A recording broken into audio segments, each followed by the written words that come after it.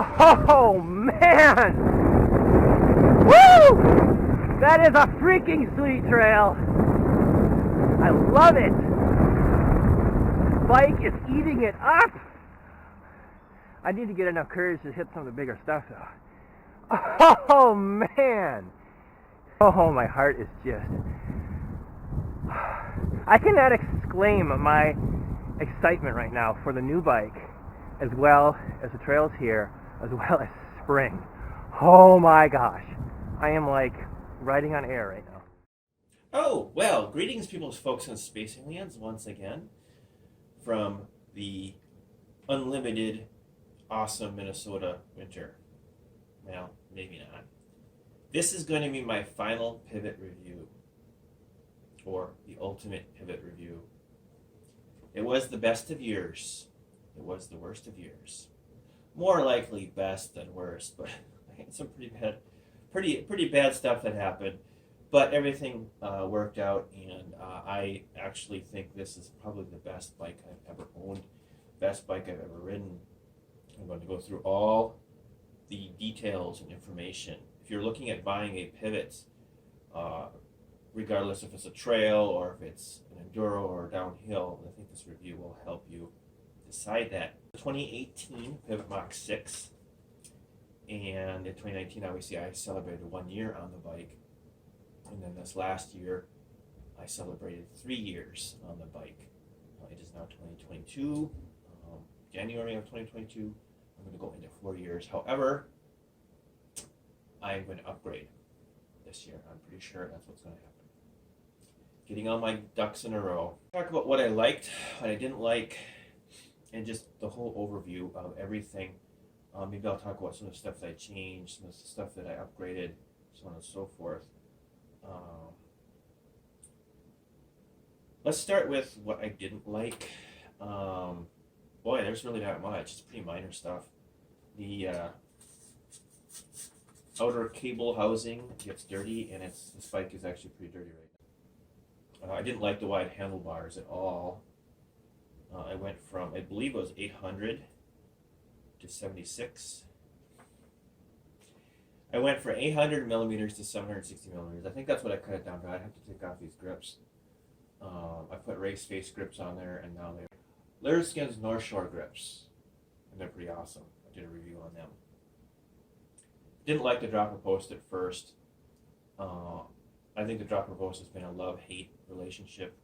It needs to be redone. It needs to be rebuilt, and that's going to be one of the things I'm going to do here in the next week. I'm going to try to take it out on a ride here today because I'm going to play in the seat. You probably can't see that. The whole bike's moving. And I forgot to look out in my garage. Maxxis tires. I didn't like the Maxxis tires. I believe they were high rollers. I'll have to get that on the video here, exact brand. I had a door incident 1 month into owning the bike. The door swung coming in, and it slashed into my tire. And it's the thickness of the sidewall for the tires on the Maxxis were not very thick. I put a specialized slaughter on the back of this bike, and I replaced that about 7 months ago. About 10 months ago, I did the front tire. What do I like? Pretty much everything else. My favorites, obviously highlighted the design and power. I've talked about that so many times with people. Not to say that someone's suspension design is better or worse, but the 4-bar linkage. I was going to look at a Kona at one point in time. Some of the older Konas have a 4-bar rocker arm. Those tend to bob a lot when you pedal. They don't give you a lot of power. This thing, I mean, there's some movement, but it just doesn't move much. And, you know, a lot of it is the shock, too. The softest setting is going to be bobbing regardless of what you do. The mid setting eliminates the bob almost completely in the stiff setting, which is what I like to have it on. I didn't get any bob at all. But I like to keep it at medium for most parts. Obviously, that's a whole technical thing. Oh my gosh, I love this front fork. Fox 36, 160 millimeters of travel in the front, so 150 right there, 155 on the rear. The next bike I'm looking at is pretty much going to be the same. I did start to utilize the dropper post. The more I utilized the dropper post, the more I liked it. It's been very sluggish right now, which I think is why it needs to be rebuilt. And I'm going to do that before I sell the bike. Yes, I'm going to sell the bike. Oh my gosh. Tubeless tires.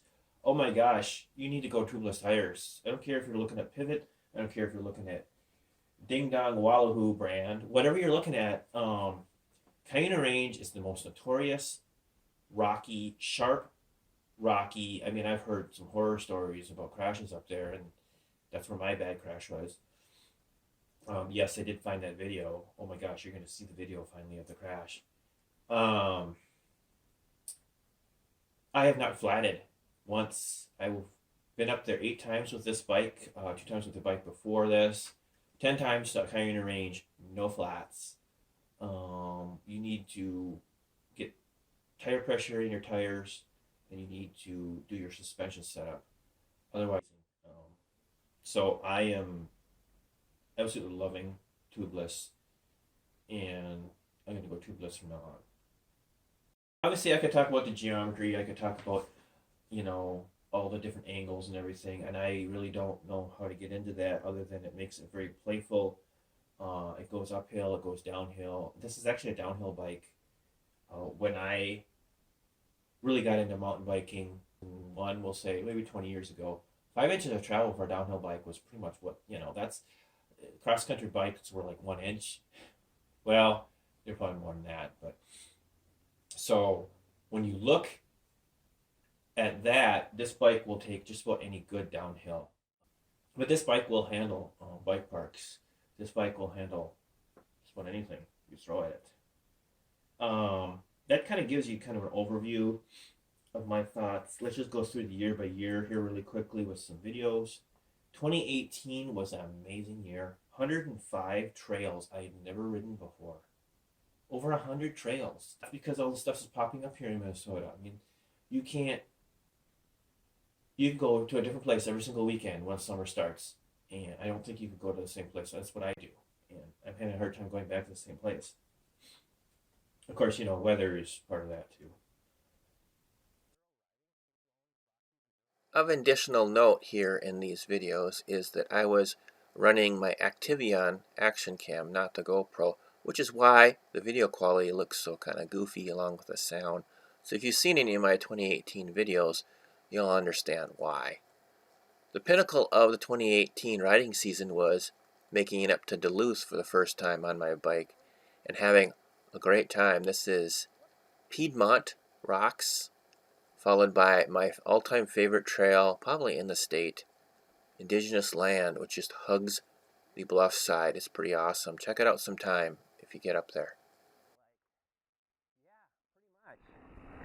Look at this.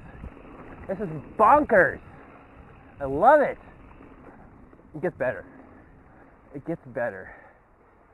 You have to be very, very skilled at. At the end of 2018, I hit Welch Village on this bike. Loved it, and obviously I moved closer to Welch Village. And in 2019, I had a pass, a season pass, and we had the best of times and the worst of times there. As you can see in some of my videos, I was having a lot of fun, and I got a little silly, started renaming the trails. You could totally turn that into stuff. And as you can see, next up, Eagle Die. Aqua Death, Eagle Die. Dead Bear.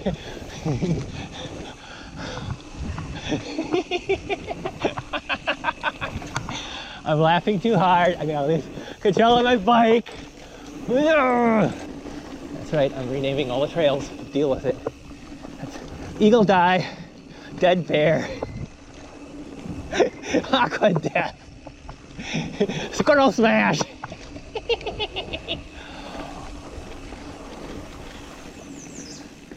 and as you can see, I got a little too silly on the easiest trail of all times. Squirrel something, call it Squirrel Smasher. Better.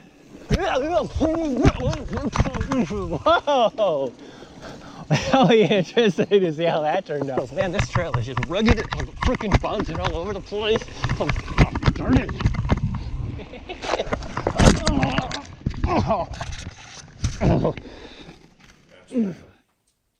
In 2020, I started hitting bigger features. I hit some of the biggest drops I've ever hit in my life.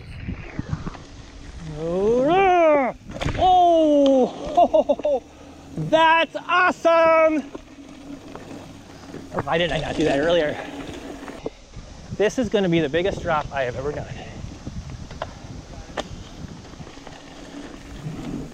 Whoa! Oh my gosh! With the big drops, obviously came the big jumps and big confidence. A little bit too much confidence, as I had a pretty bad crash in 2021. Holy crap! Last year, I had my bad crash with the thumb on drop point. I did find that crash video. Here it is, maybe. Despite this horrible crash, doesn't look so bad, does it? I made a pretty good bounce back.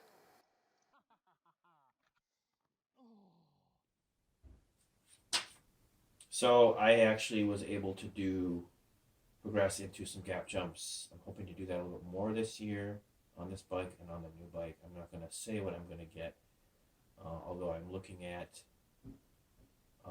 comparing everything to buying a different pivot. That's what I'm trying to do. And just seeing, hey, is this going to be cheaper? Is it going to be better? What's going to happen? I have a trail ride video I'm hoping to do, and I'll highlight the bike shop here in town with it, on a cross-country version of something that I might buy. I'm very excited about that, and we can't wait for spring for that. So spring can come next week or in the next hour. It would be great. I have not decided, because of the options I'm looking at, I have not decided if I'm going to part the bike out or sell it as is. I'm probably going to sell it as is. I'm just going to take that front fork, and you're not going to get a fork. No, I'm kidding. But seriously, I'm kind of considering a lot of options here. The final conclusion here is that the last 3 years are probably some of the best biking I've ever done in my life. With the new trails popping up and the new ride, I was having the time of my life, literally. Please note, though, that I will be doing an additional video here, probably sometime in the next month, on all of my upgrades and the status of the Pivot right now.